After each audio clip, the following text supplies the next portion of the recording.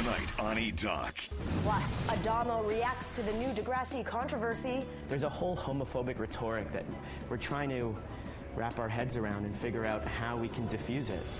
While bullying continues to make headlines, Adamo Ruggiero is taking a stand on another heated issue.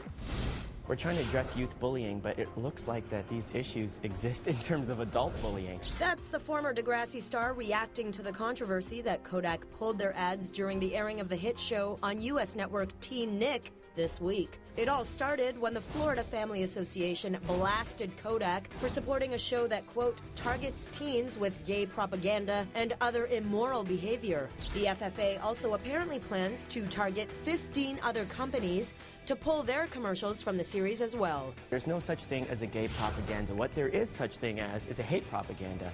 And it seems as if that's where I see the word propaganda take power in terms of hate, not gay. We're born this way. Also speaking out, Shanae Grimes, who takes to Twitter to write, quote, it's truly mind-boggling how some people remain such ignorant, irrational thinkers at this day and age.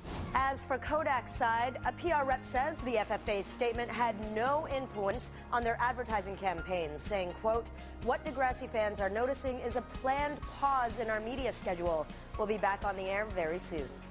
Coming up, 30 years of Degrassi. That first little one, Ida Makes a Movie, went on air in September of 1980, which was 30 years ago. We're bringing back the grads of the country's most famous high school to celebrate 3 decades of teen drama. I don't think we really knew how big the show was going to be back then. Now, this weekend's big event will also be celebrating Degrassi's 30th anniversary. So we take a look at the show's journey over the years.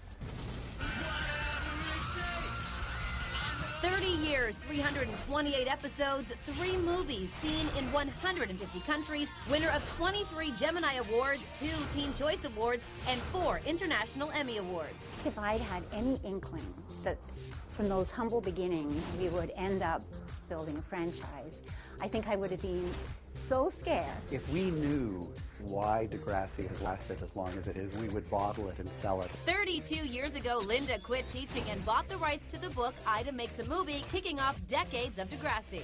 There were no materials in the marketplace, on television or in schools, talking directly to adolescents. It never tries too hard to be something else. They really listen to issues that are going on, that are current and relevant. I started Degrassi when I was 13 years old. It really developed a big fan base, so very quickly we started to figure out this was something special. Nobody was aware of the fact that anyone was going to be watching it. It was a bunch of people that liked each other shooting the show together. There are a lot of great shows out there now that still can't even label themselves international the way Degrassi is viewed. And the landmark series launched the careers of some of Canada's top talents. We love it being a training ground, and nothing makes us prouder. It just makes us feel wonderful. Aubrey Graham, a.k.a. Drake, says, quote, it was an incredible stepping stone to get where I'm at. Star of The Vampire Diaries, Nina Dobrev, calls Degrassi, quote, a force to be reckoned with. When I look at where some of our cast members have landed, it's very, very rewarding. And just cast in Spielberg's latest film, Landon Liberon, quote, feels so grateful for his work on the series. I think we are always ready now and always sort of studying the cast and who's going to be next. We've obviously had to very much keep pace with changing trends, changing fashions, changing ways of communication, but in terms of actual philosophical underpinnings, the show's remained pretty true to its roots.